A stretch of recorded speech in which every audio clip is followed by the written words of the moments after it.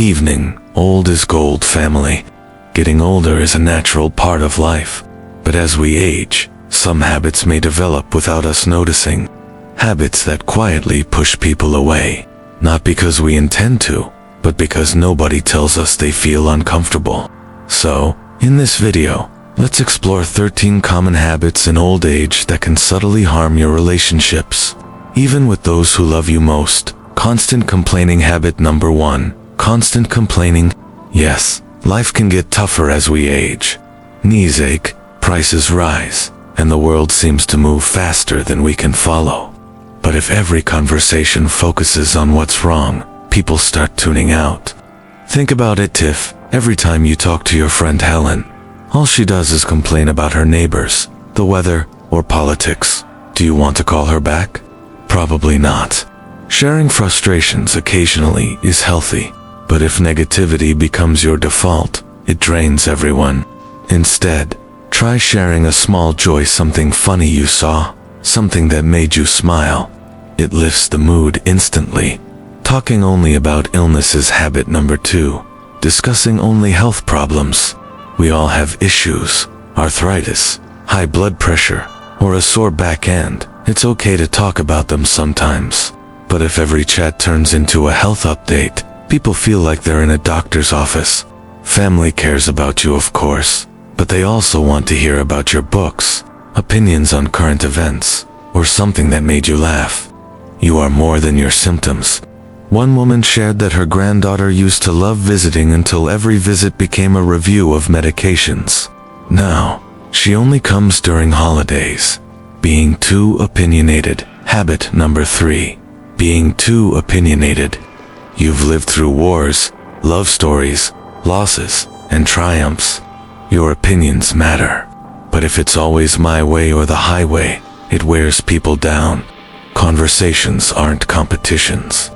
Sometimes it's okay to say, I see your point, even if I disagree. Harold, 74, admitted he pushed his daughter away by constantly criticizing her parenting. What he saw as advice, she felt as judgment. He didn't realize every word created distance. Neglecting personal hygiene. Habit number 4. Neglecting hygiene. This is a sensitive issue, but it's real. Aging can reduce energy or motivation to maintain personal care. But hygiene is not just cleanliness, it's dignity. It shows others, and yourself, that you care. When visitors notice unwashed clothes or stale food odors, they may not comment, but they might avoid coming back. One caregiver shared how her sharp, proud father stopped brushing his teeth. It hurt her emotionally and made closeness difficult. A simple shower, clean clothes, and combed hair say, I respect myself. Living in the past. Habit number 5. Living in the past.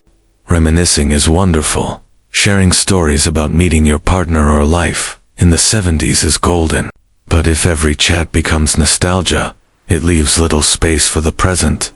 Children want to know your thoughts on their new job. Grandkids want to show music or funny videos. If you only talk about the past, you miss what's happening now. Ask questions, stay curious, and engage with the present. Criticizing younger generations. Habit number 6. Criticizing youth. Kids these days, we've all said it. Maybe they dress oddly, talk fast, or are glued to their phones. But constant criticism makes them stop listening. Remember, your parents probably disliked your music or your genes. It's just life's cycle. Instead of pointing out faults, highlight strengths. Compliment your grandson's creativity or your granddaughter's resilience. Building bridges matters more than burning them. Gossiping or meddling. Habit number 7. Gossiping or interfering. It can be tempting, especially in small communities or retirement circles, to talk about others.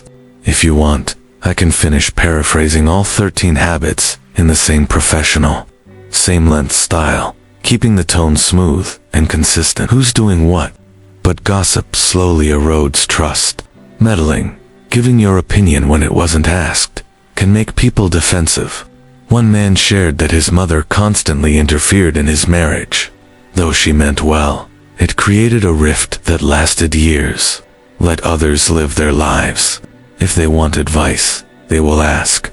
Often, peace comes from knowing when to stay silent, refusing to adapt or learn. Habit number 8. Refusing to adapt or learn. Technology can feel overwhelming. Smartphones, online banking, QR codes, but avoiding it cuts you off from much. Learning new things keeps the mind sharp and helps you stay connected. Imagine video calling your grandchildren or sending them a birthday message. One woman in her 80s took a basic computer class and now plays virtual chess with her nephew across the country. She said it made her feel young again. The world won't slow down, but we can keep moving with it. Playing the victim. Habit number 9. Playing the victim. Loneliness is real, but blaming others doesn't help. My children never visit. Nobody calls me. People don't care anymore.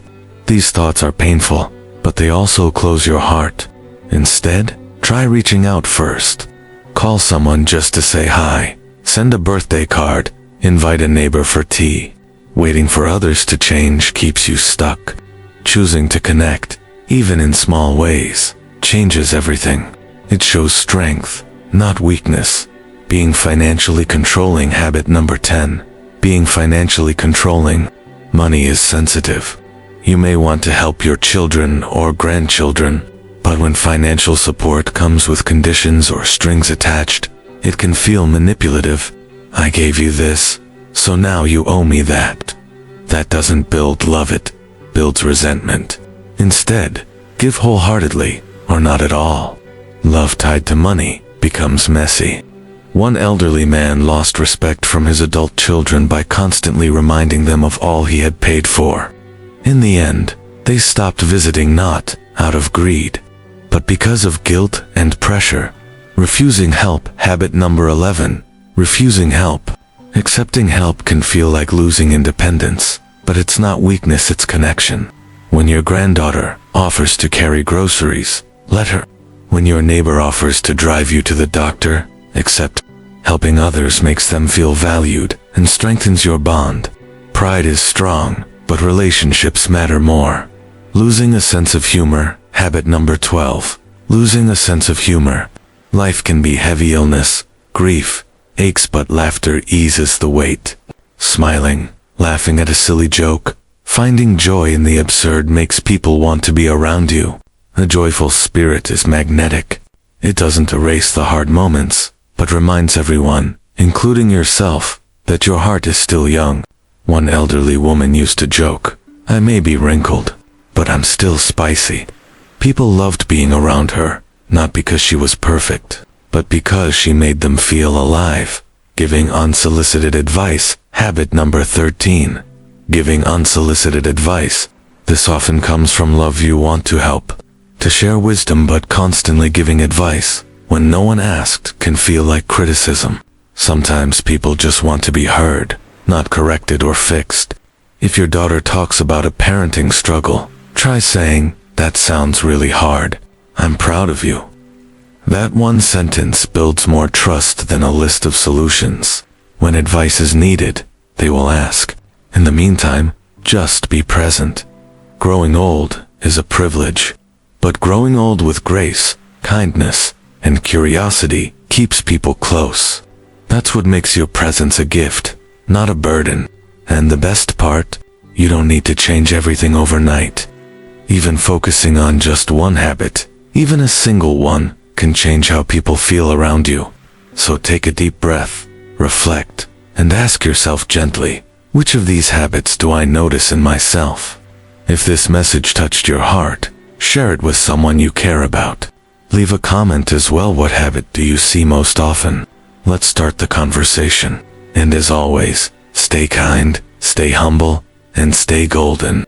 Take care. Old is gold, family.